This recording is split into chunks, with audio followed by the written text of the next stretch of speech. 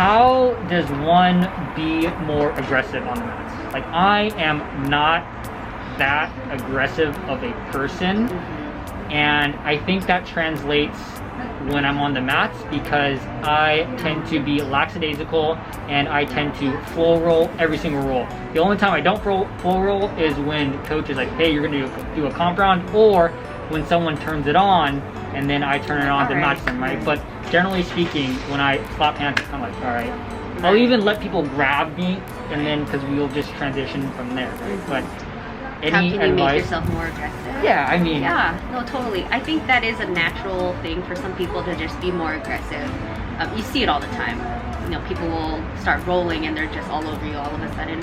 I think for you, if you want to be more aggressive, you can focus on getting, for example, the grip you want, and not letting your opponent get the grips on you.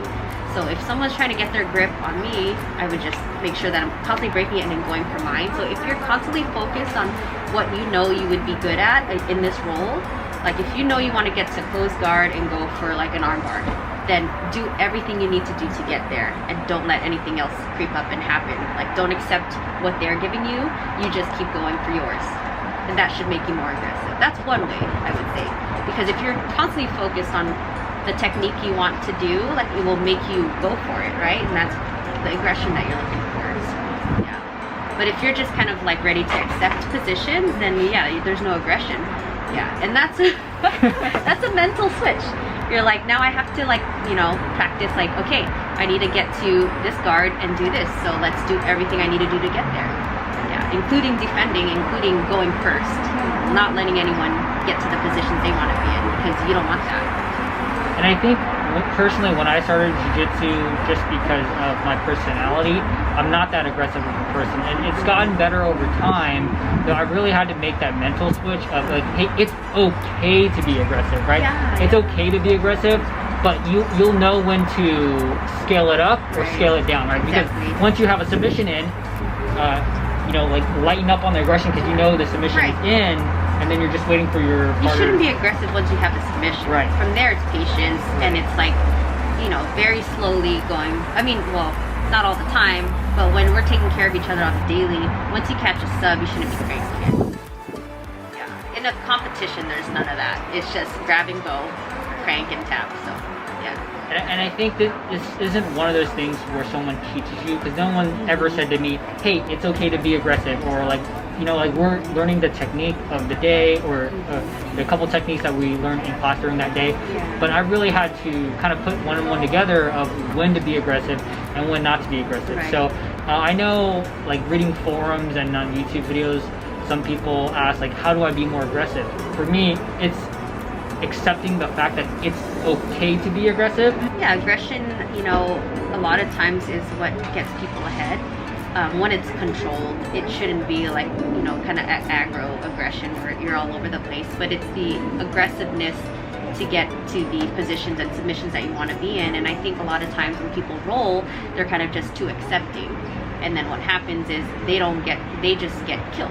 You know what I mean? And yeah, but that's good, and, you know, at a certain belt level, it's okay because you can learn from it a lot. But when you start to think about, you know, jiu-jitsu and what it is, like, you need to remember, well, I'm supposed to be attacking here, so I should have aggression. Like, I need to learn how to attack, and I need to catch the subs. So hopefully that would kind of spur you to have more aggression, or when it's needed. Yeah. And I remember a long time ago, I think I was a white or blue belt, I used to also let people get my collar grip a lot. And, you know, I was constantly defending this person everyone, like, breaking my posture, and I was like, man, I'm tired of that. And one person just told me, like, don't let them get the grip. It was so simple, like, don't let them get their grip. I'm like, oh. They're like, go for your grip. I'm like, oh. So ever since then, I would try really hard not to let them get a grip. Yeah, and it just changed everything. It was like the smallest piece of advice almost, but it made a huge difference. Yeah, meaning, like, I should go first. Yeah, I get what I want first. And I think for me, I think aggression has a negative connotation, right? Like, maybe that's why, but it's controlled aggressions, because it's not like aggression to where, like, I'm gonna punch in the face, but it's like knowing when to attack first. Right. And I think once you start doing jiu-jitsu for a while, you'll understand that Like if someone has your collar, if you just accept someone grabs your collar, when you slap hands, like you're already down a lot. Yeah, and you are already starting to defend, and so that already puts you behind. Because jiu-jitsu is a game of being ahead. Like they compare it to like chess for a reason, because you always need to be ahead, steps ahead of your opponent. So you can really have to have that mindset of when you're rolling, like I need to be ahead of them all the time, you know. So.